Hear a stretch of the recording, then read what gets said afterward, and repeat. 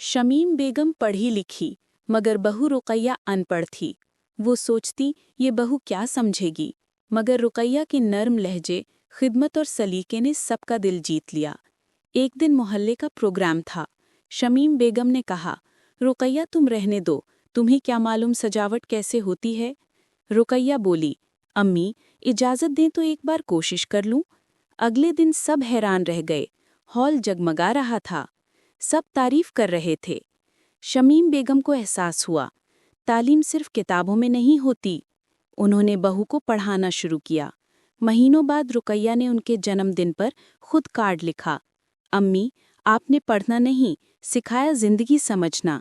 शमीम बेगम की आंखों से आंसू बह निकले। रुकैया तुम मेरी नहीं, मेरी दुआओं की ताबीर हो। इखलाकी सबक। असल तालीम मोहब्बत, सब्र और समझदारी से मिलती है, क्योंकि इल्म सिर्फ किताबों में नहीं, रिश्तों की कदर में भी होता है।